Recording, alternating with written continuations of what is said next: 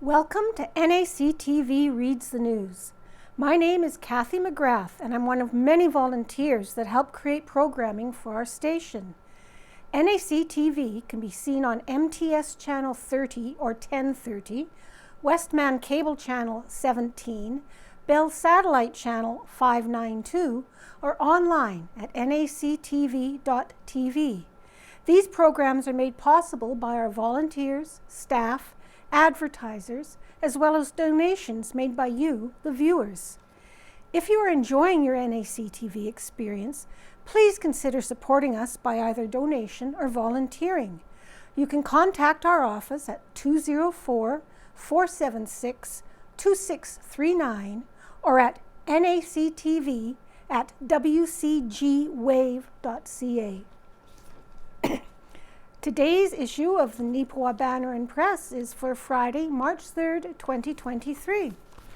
And we start out with an article by Owen Devereaux. New Nurse Training Initiative commits to Neepawa, a one-time diploma program to be operated by ACC. Brand new and significant medical investment is coming to Neepawa, courtesy of the province and Assiniboine Community College, ACC. The Manitoba government announced on Monday, February 27th, that it is providing $2.1 million to the Brandon-based community college to establish a one-time 25-student practical nursing diploma program in Neepawa. The investment will go directly towards the combined operating and capital costs in the initiative. In a media statement confirming the new program, Health Minister Audrey Gordon was optimistic about what this project could mean for the future of healthcare in rural areas. Investment in training practical nurses helps fulfill the Manitoba government's goal to add 2,000 healthcare providers as laid out in the Health Human Resource Action Plan, said Gordon. Getting more practical nurses into the healthcare system means that more Manitobans will have access to care in hospitals and clinics. Advanced Education and Training Minister Sarah Guillemard added, the one-time offering in Neepawa will provide students with training close to home, allowing them to study, work, and strengthen healthcare in the region. As for the Assiniboine Community College's involvement with the endeavor, ACC President Mark Frizzon said the institution is pleased to contribute in training people for careers in healthcare throughout the province. Nursing is Assiniboine's largest single program, and our graduates have a track record of getting jobs and staying in Manitoba, stated Frizzon. This welcome investment by the Manitoba government allows us to respond to needs in Neepawa, and we look forward to working with the community to expand access in this growing region of the province. An exact timeline on the establishment of the program, as well as the official location, were not released in the media release. There has been some speculation within the community as to where it will be housed, but the province is not commenting at this time. This nursing training program announcement is the latest positive news for Neepawa in terms of health care. Back in late 2021, the province announced plans to construct a new health centre in the community, nearly 4 times the size of the existing health centre. It's good news. And there's no such thing as too simple or complex. Minnedosa Creative Studio hosts Open Studio Nights by Casper Warren. And pictured, Inspire Studio of Minnedosa began hosting Open Studio Nights recently. Pictured above left and right, a group of artists get together and enjoy the free space given, working on their individual projects using the supplies they brought with them to the studio. A Minnesota business is offering up created space to artists. Dubbed Open Studio Nights, Inspire Studio opens its doors every Monday evening, excluding holiday Mondays, from 7 p.m. to 9 p.m., free of charge. All are welcome, needing only to bring a project you'd like to work on and supplies to do so.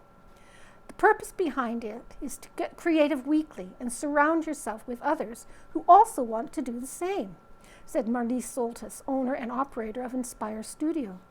This way you can get some ideas while discussing with others, get valuable feedback or hints, and, most of all, get inspired to create more. Solstice added, there's a lot of people who enjoy doing things like this, but don't have the space. It's nice to be able to offer them that space and get them together with like-minded people creating again. Sometimes giving people a space and creative freedom is all that's needed to achieve that. Although Inspire Studios has only held their third open studio evening, the attendees have already made a wide variety of art using different mediums. We've had people paint, create neurographic art, mosaic, color, scrapbook paper art, Zentangle, felt, crochet, and more, Solstice enthused. It's been fabulous to see such variety already. Needless to say, it seems that people enjoy having a space available to get creative. Anyone wishing to get involved can do so at any time, as there is no need to register and no planned cutoff date for the service. Just come with whatever project you wish to work on, said Soltis. There's no such thing as too simple or too complex. Then we have looking back. 1898, new rink may be constructed in Neepawa, compiled by Casper Warren. 125 years ago, 1898, a project is on foot, and there seems no doubt of its being carried out, to erect a skating rink at the north end of town. It is proposed to have 2 sheets of curling ice on one side and skating space equal to 3 sheets of curling ice on the other. This will afford an opportunity for hockey matches and no doubt lead to the formation of a club here. And it will avoid the dangers of collision between skaters and curlers on the ice, as is the case where skaters circle around the curlers. Mr. Samuel Farrell is to construct and manage the rink, having received assurance of sufficient patronage to justify the undertaking. According to the Auditor General's report, the Neepawa Post Office ranks 4th in Manitoba in revenue receipts. The figure of the 6 highest are Winnipeg at $98,125.49, Brandon $12,513.96, Portage-la Prairie $7,401.92, Neepawa $3,494.04, Morden $3,150.78, and Carberry $3,038.83. The salary and commission of Neepawa Post Office is $1,350.83. The Post Office Department has refused to grant a license to sell postage stamps in Neepawa outside of the Post Office on the grounds that the office being situated in the center of town, there is no necessity for a stamp vendor within the town limits. This is in reply to an application made by Fred Leach for a license to sell stamps during such hours as the office might be closed. And also, here is an advertisement from R.D. Young in Neepawa Boot and Shoe House from March 3rd, 1898. And it's spring boots and shoes, largest stock, best quality, lowest prices, terms cash. 100 years ago, 1923, Hallborough, roads are very bad. Pete says so. He very nearly ran over Bunny. Everybody is doing fine though. Arden, a gang of 3 CPR men are repairing the water tank and pipes from the powerhouse. Bernie, quilting bees must be coming into fashion again. Mrs. Neil McIntyre held one of the aforesaid on Wednesday afternoon when the ladies around town spent an enjoyable time. 75 years ago, 1948, the Legion Bonspiel, which was held on February 25th, was a great success with lots of fun for all. Some were there who hadn't thrown a rock before, and of course there were those there who had played for years. But nonetheless, everyone got together with the different rinks being drawn out of a hat. The winners of the first event were C. Farrell, Skip, Jack McCallum, D. Anderson, and K. Hughes. The annual Bonspiel of the Edie Memorial Curling Rink has been completed. The Bonspiel opened with 19 rinks in 4 events, with 3 special prizes. The 5 events were by Kurz, John Petrinka, and the 1948 Bonspiel Special. 50 years ago, 1973, 24 students from Neepawa Area Collegiate and 2 escorts left Neepawa early Friday morning, February 16th, for St. John's, Newfoundland. The purpose of the student exchange is to give young Canadians an opportunity to see how their peers live in other parts of the country. The Glenella Skate-a-thon got underway at 1 p.m. on Saturday, December 24th, with some 44 participants. Preliminary estimates indicate that well over $600 will finally be turned in. 20 years ago, Monday, March 3rd, 2003, the town of Neepawa is applying for a conditional use permit for construction of community daycare over the objections of 2 councillors, John Douglas and Bill Stillwell. The permit will allow the daycare, spearheaded by the Neepawa Area Development Corporation, to be constructed on the former Champs property. McGregor Collegiate was evacuated a week ago Monday following a chemical spill. Pines Creek School Division Superintendent Wes Wilburn said 225 students and 24 staff were sent home at 10:30 a.m.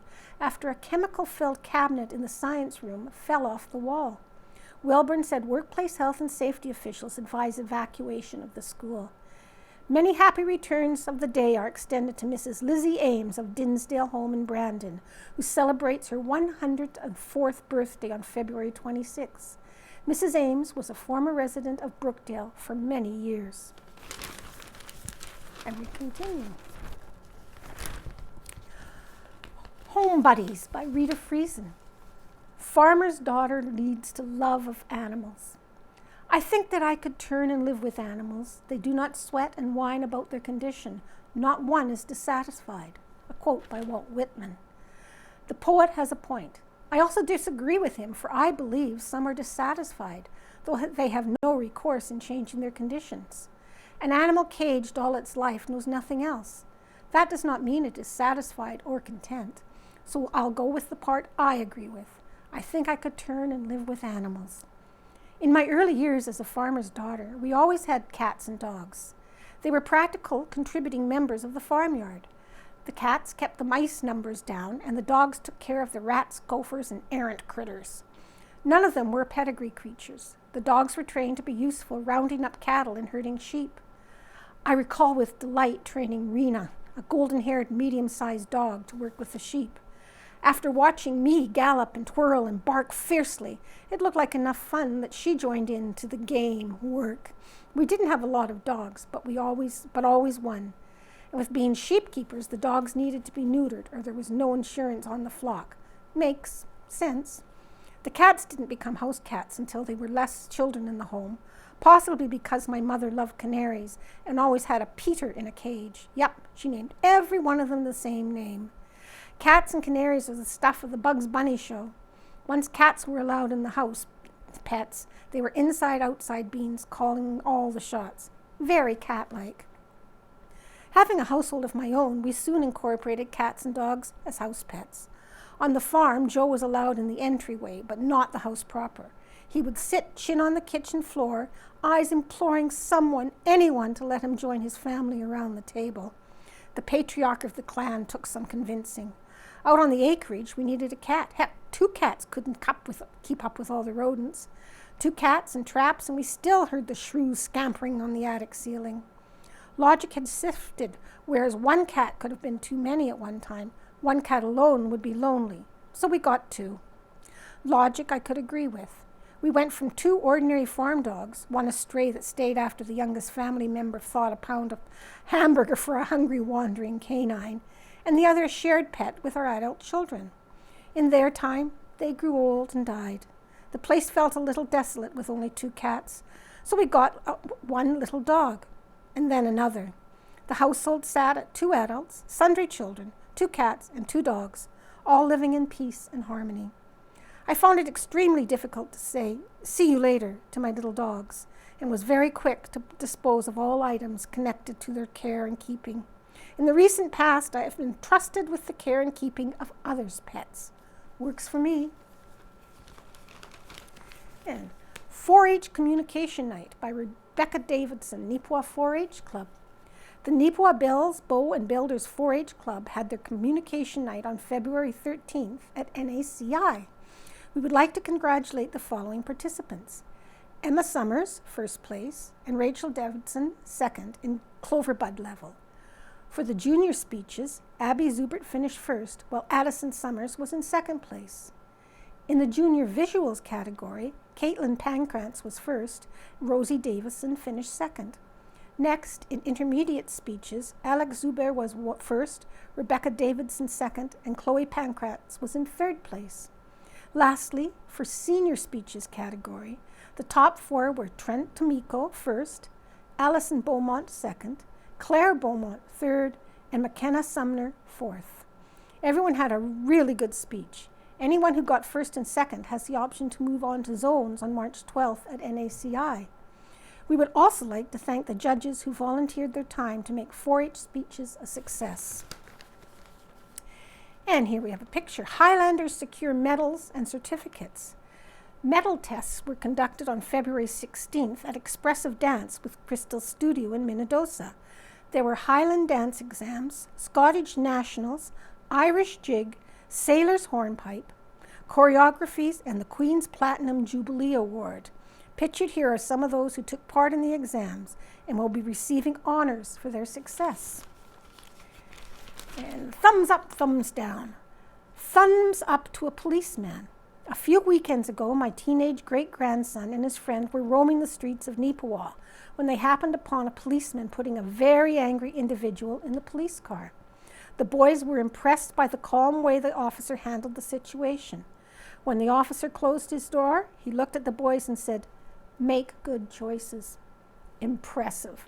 From Cathy Enns of Neepawa. Oh.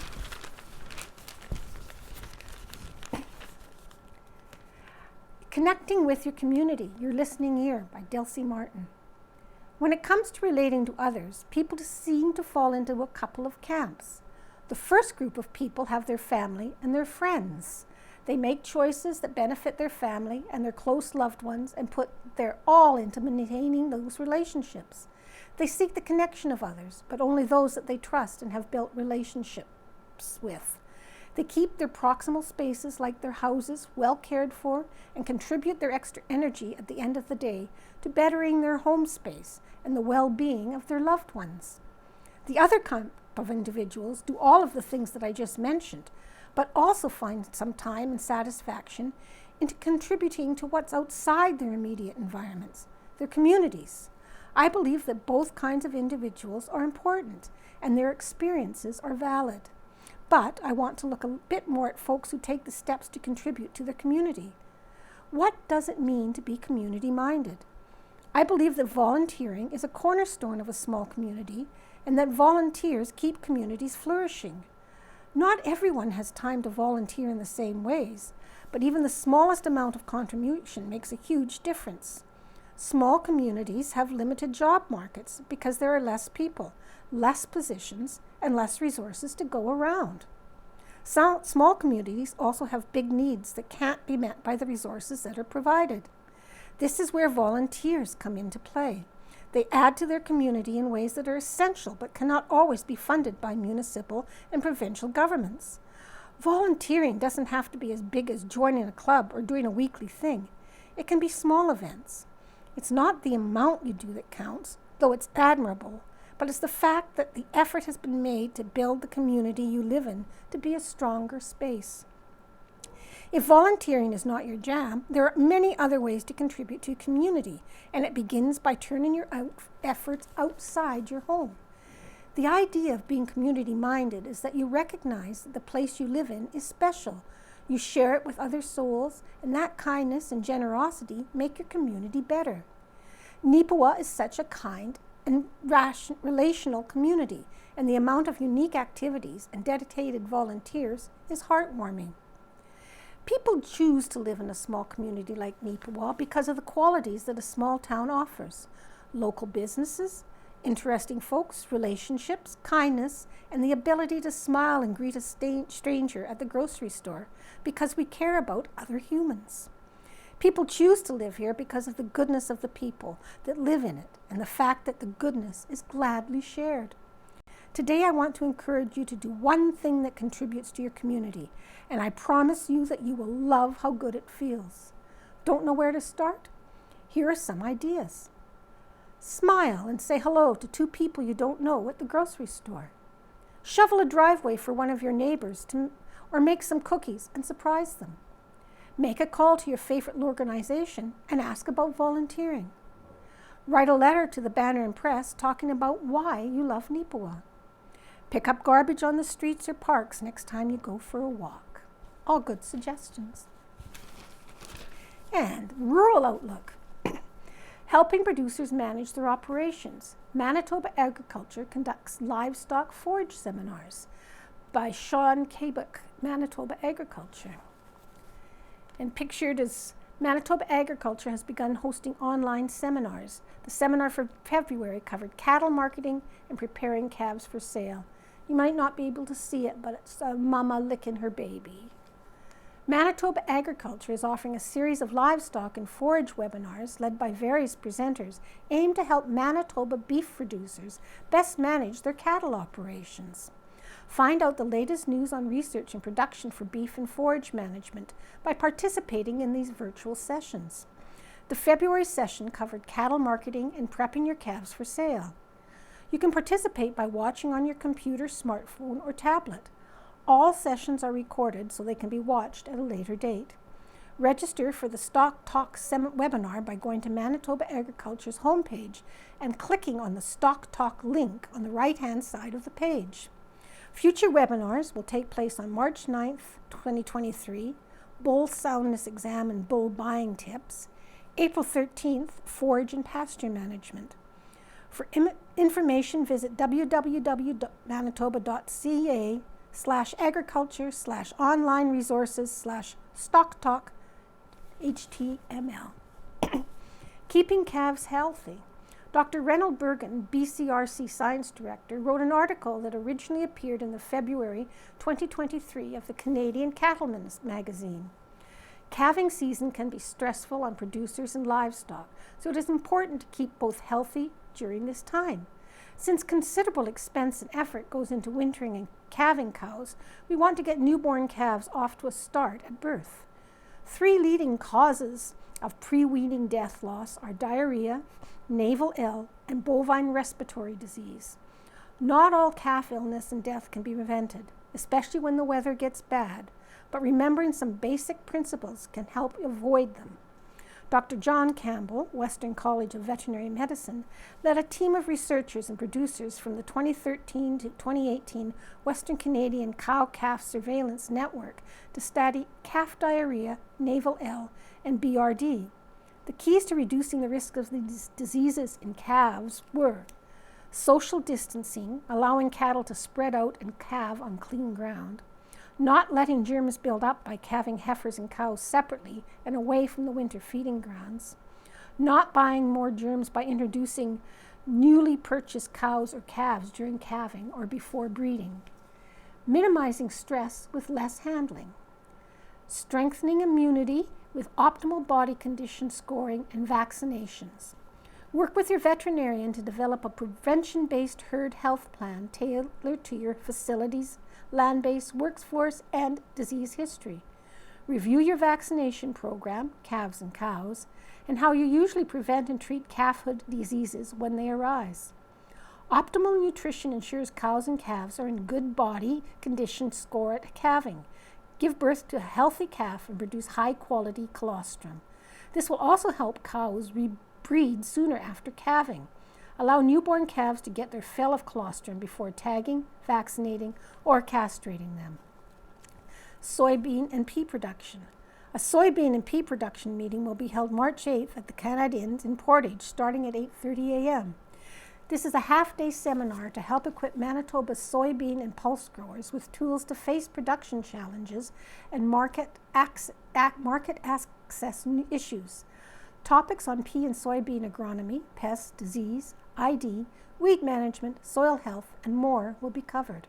Registration begins at 7:30 a.m.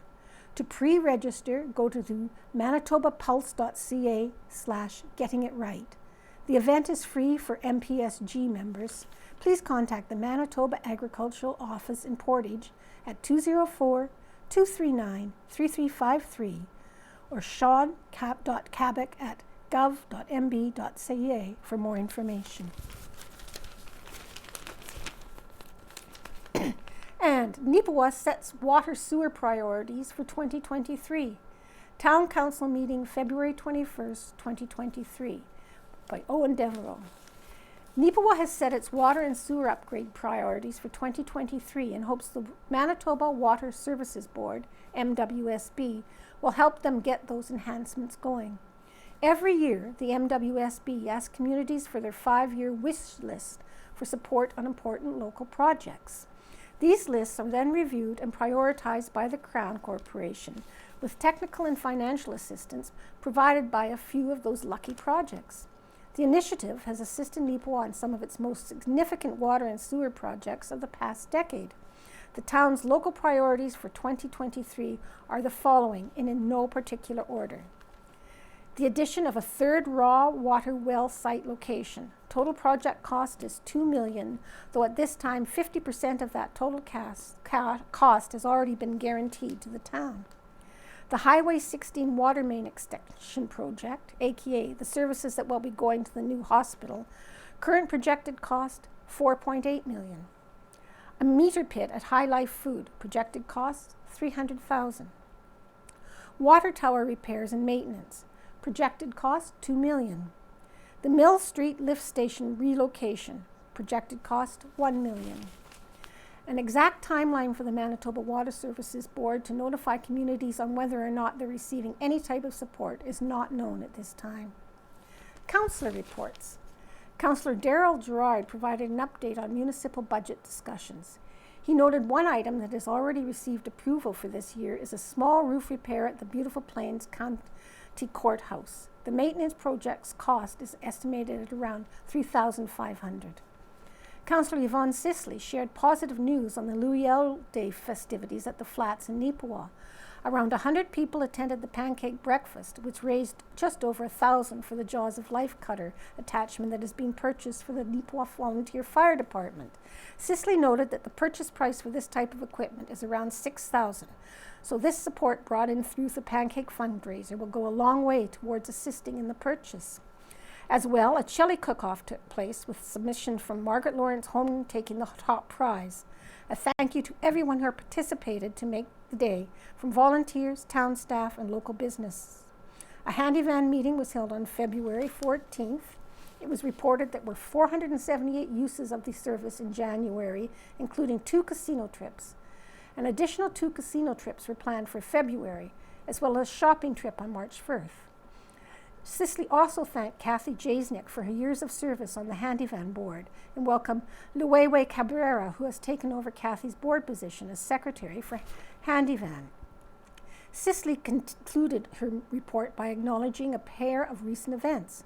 First, she thanked Heather Toderick Scott and Candace Newton, as well as all the local volunteers for their efforts during the provincial curling championships at the Yellowhead Arena. As well, she commended the Beautiful Plains Community Foundation and its Dancing with the Stars fundraiser held on Saturday, February 18th. Councillor Jason Nadeau summarized recent meetings for Westlake Employment Skills and Services and the Western Manitoba Regional Library Board.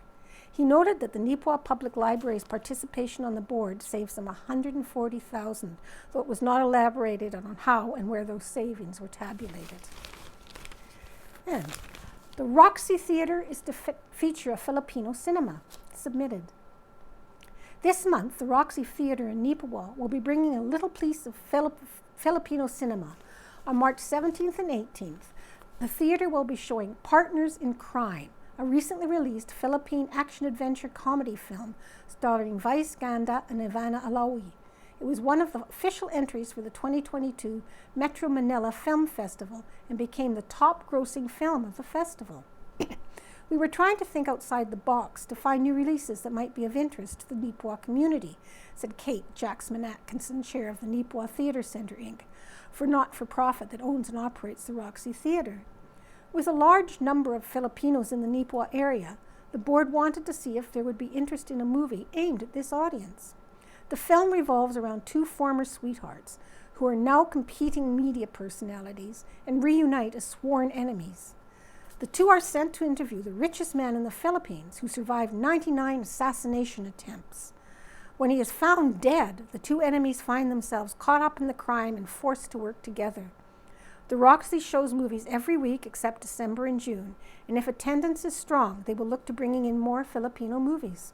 Showtime for Partners in Crime will be 7:30 on both Friday, March 17th and Saturday, March 18th, and it carries a PG rating. The movie is open to all and will be screened with English subtitles. And pictured as Partners in Crime stars Vice Ganda and Ivana Alawi. And moving on, here's some sports. Robertson Rink tops the U16 events in Clam William Erickson by Casper Warehan. And pictured are members of Team Robertson for the Clan Milliam Youth Bonspiel, left, and the Erickson Junior Bonspiel, right. Pictured from left to right, Lely Stewart, second Alexis Jacobson, lead Jorah Burr, third, and Madison Robertson Skip. Pictured right, Madison Robertson Skip, Lily Stewart third, Lena Stadnick second, and Paige Johnson lead. Area locals were busy on the rinks once again. On February 19th, the Erickson Legion Junior Bonspiel got underway and was declared a huge success. Team Robertson, comprised of curlers from Neepawa and Gladstone, took the top spot in the U16 division. Madison Robertson was the skip, with Lily Stewart as third, Lena Stadnick as second, and Paige Johnson as lead. Shortly after, at the Clan William Youth Bonspiel on February 26, Team Robertson would once again claim victory, comprised this time of Madison Robertson skip, Lily Stewart second, Georgia Burr third, and Alexis Jacobson as lead. The rink competed among 7 other teams to be crowned winners of the U16 division once again. The Neepawa Banner and Press extended congratulations to the team and wishes them luck on any future events. And here's a full page naming the Neepawa Tigers for the 22-23 year, including players and coaches and assistant coaches, and good luck to all of them. Pair of Neepawa Tigers win year-end awards. A pair of Neepawa Tigers received year-end honors just before the final regular season game of the Westman High School Hockey League, WHSHL. On Sunday, February 26, Jory Kalbaki, left, received a trophy for being the WHSHL's leading scorer, while Ward Brister was honored as the league's top-scoring defenseman. Kalbaki closed out the year with 113 points, 58 goals, and 55 assists in 32 games, while Brister had 67 points, 18 goals, and 49 assists in 31 games. Congratulations to both players and the team as a whole for an impressive regular season. And a Neepawa Tigers defender for the varsity team makes a huge block on a player from the Rivers Rams during a varsity boys basketball game on Thursday, February 23rd. The Tigers would ultimately defeat Rivers in this matchup by the score of 81-34. The win improved the boys' squad's record to a 10-0 on the year. The varsity girls team also played Rivers that day and won 49-40, improving their record to 9-1. Both teams closed out the regular season with home games on Thursday, March 2nd versus the Carberry Cougars. And pictured is the block. And he shoots, he scores. Neepawa Tigers forward Jory Kabaki added a few more goals to his year-end stats on Sunday, February 26, scoring in the first period on a breakaway, pictured above. Kabaki would add one more in the first, giving the Tigers the early advantage. Neepawa's opponents, the Dauphin Clippers, battled back, however, to make it a close contest. The Tigers had to score late, with Miles Wellerton collecting the game winner to earn a 7-6 victory. The win improved Neepawa's record on the regular season to a 23-5-4 and ensured a 4th place finish in the league standings.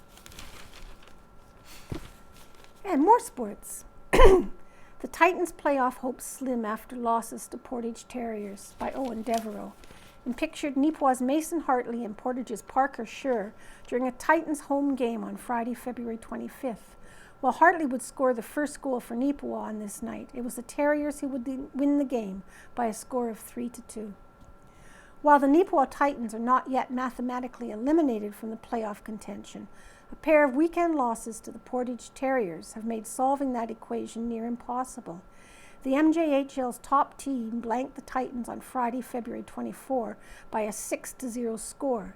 This effort at Stride Place in Portage La Prairie capped off an impressive 3-game homestand for the Terriers, as they had posted 3 straight shutouts. The next night, these two teams would meet once again, this time in Neepawa at the Yellowhead Center. Early in the first period, the Titans would end the Terriers' shutout streak at 235 minutes and 36 seconds, with Mason Hartley capitalizing on a partial breakaway to beat goaltender Bailey Monteith.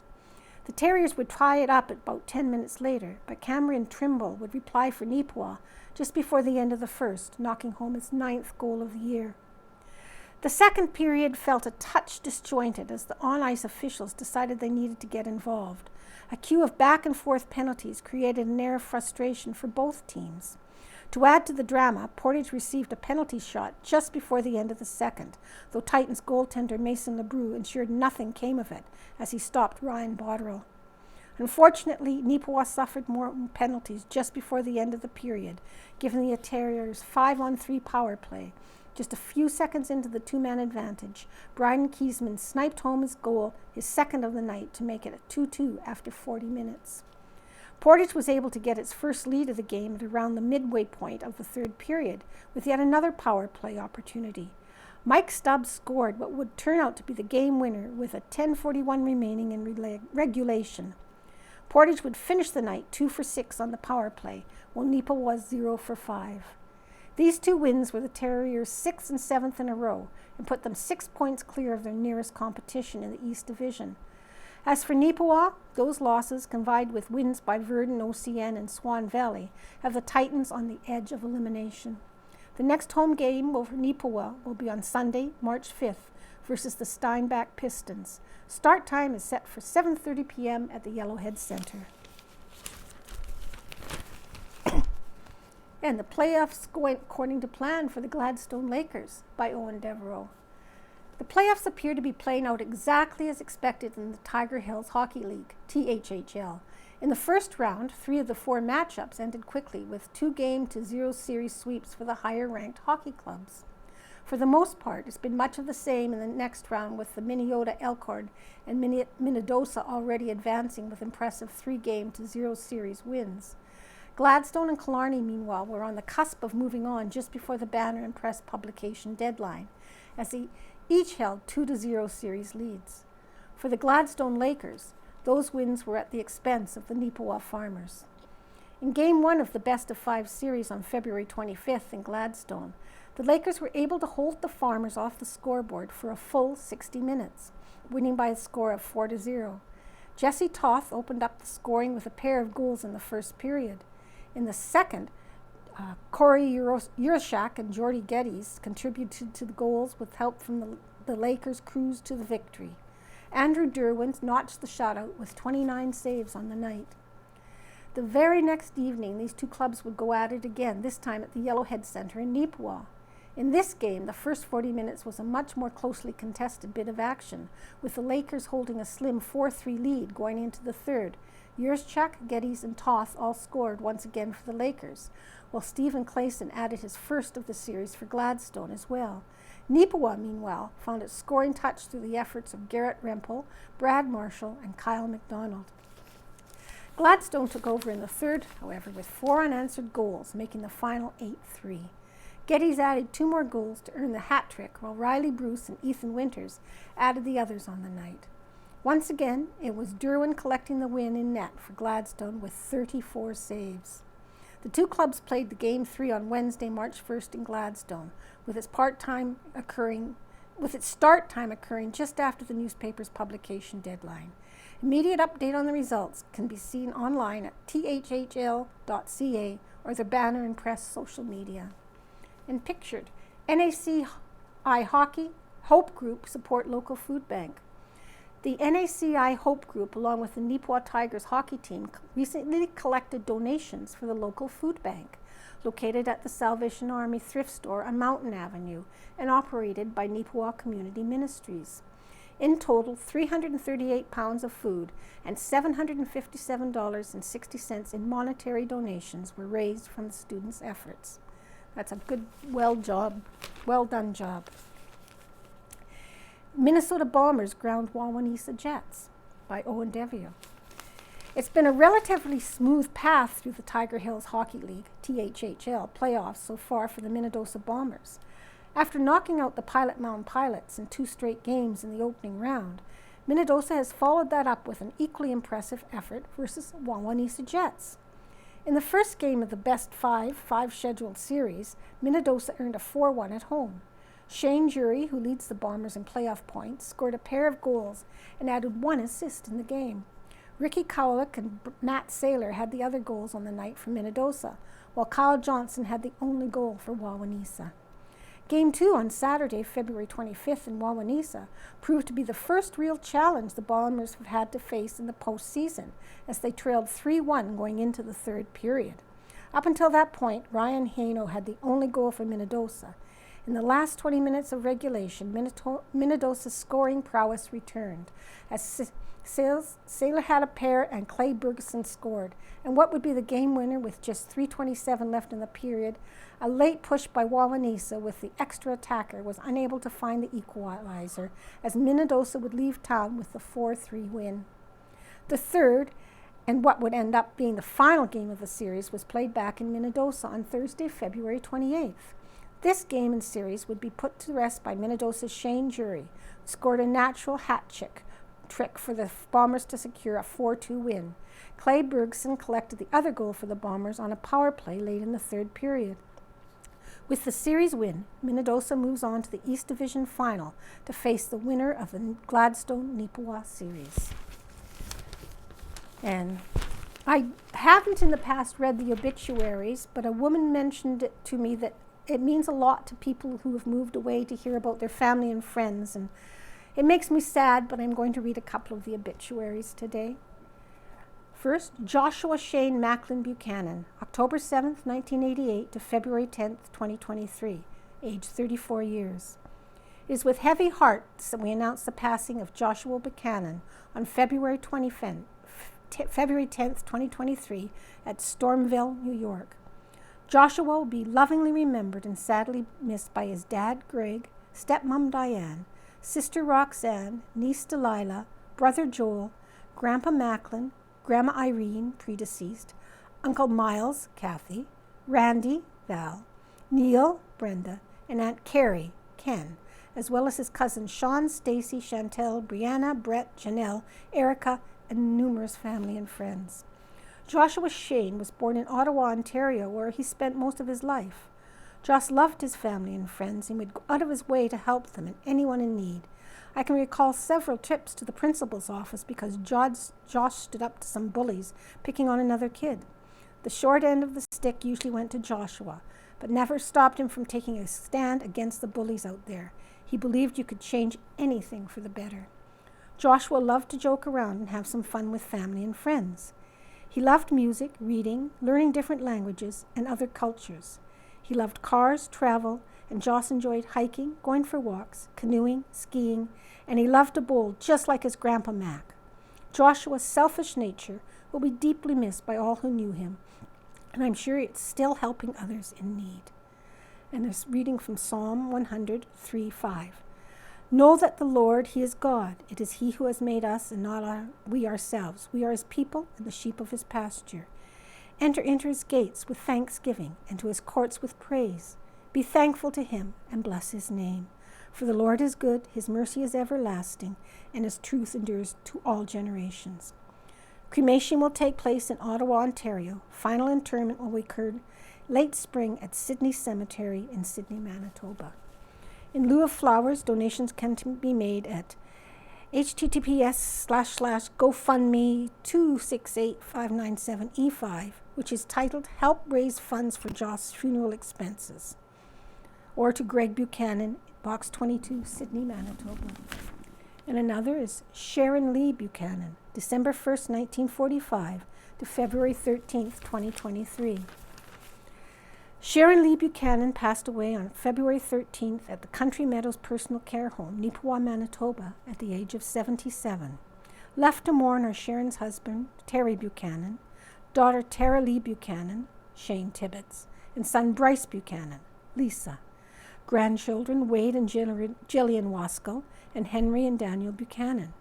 Sharon will also be deeply missed by her identical twin sister, Beverly Ken Donaldson of Selkirk, brothers Richard Laurie Slezak, Grant Leanne Slezak, and sister Tana Slezak, Barry Butler, all of Calgary. Sharon was also predeceased by sister Leanne Wharton of Calgary. Thank you to all the caregivers from the many facilities that cared for our wife, mother, and grandmother over the many years of her illness. A funeral will be held at a later date. White's Funeral Home, Neepawa, in care of arrangements.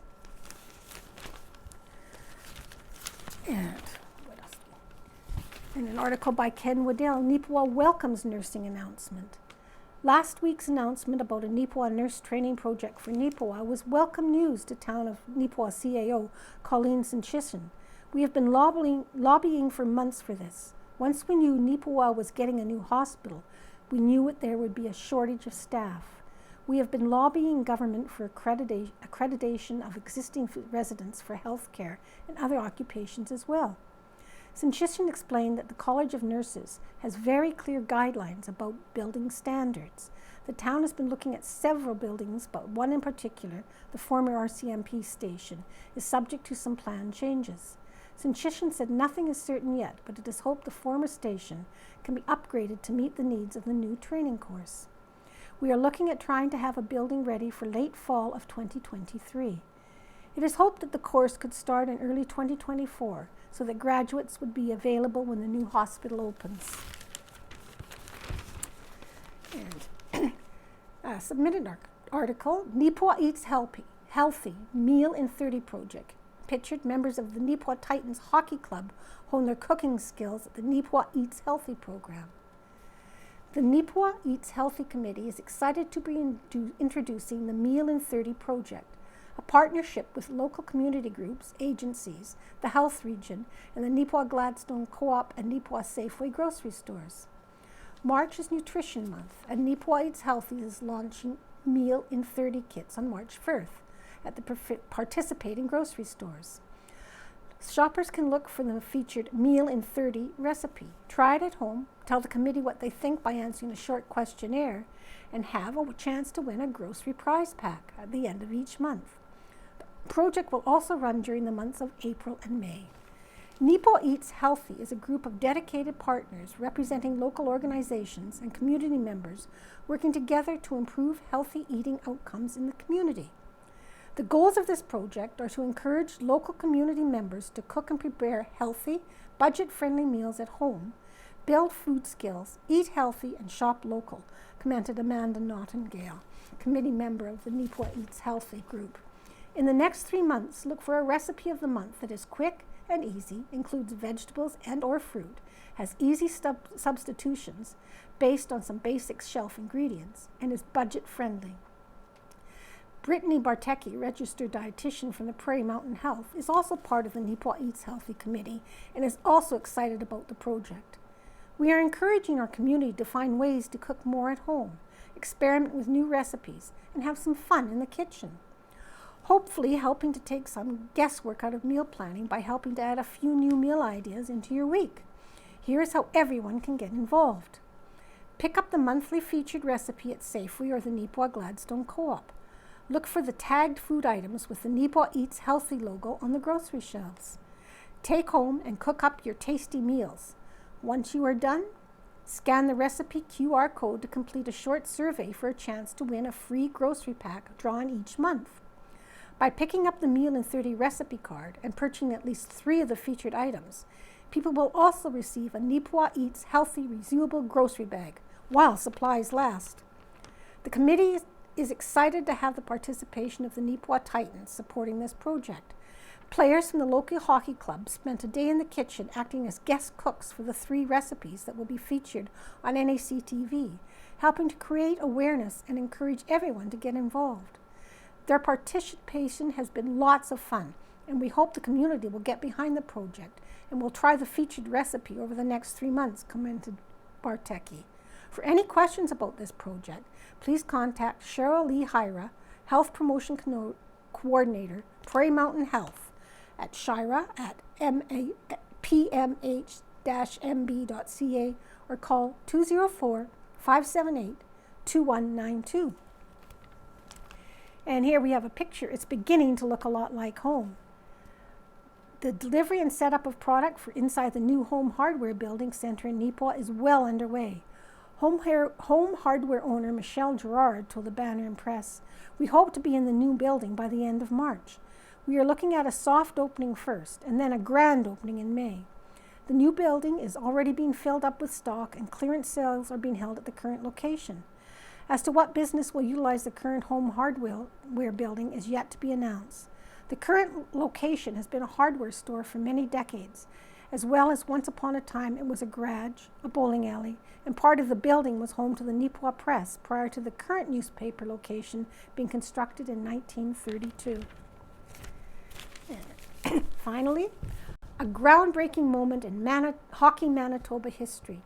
Minnedosa local part of organization's first ever all-female coaching staff by Casper Warren. Pictured are the staff of the Hockey Manitoba's first ever all-female under-18 coach team.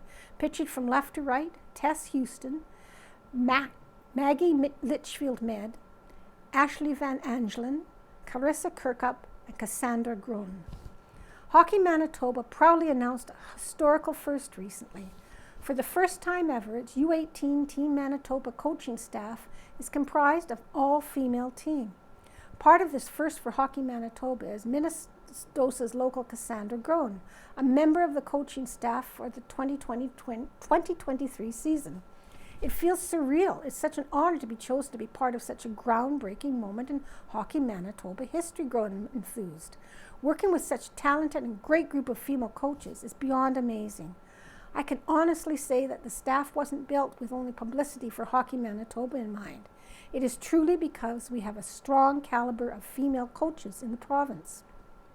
While some may know Groen for her work as manager of parks and recreation for the town of Minnedosa, others may know her for her extensive coaching career. Groen got her start as a volunteer coach for the Learn to Skate program at just 13 years old. Instantly in love with the feeling of watching and helping kids stand on skates for the first time. Their joy and excitement that they'd finally achieved their goal after all of their hard work was something I knew I wanted to be a part of or help individuals find, said Groen. This passion has led to a coaching career of 13 years to date, not just for skating, but for hockey and ringette as well.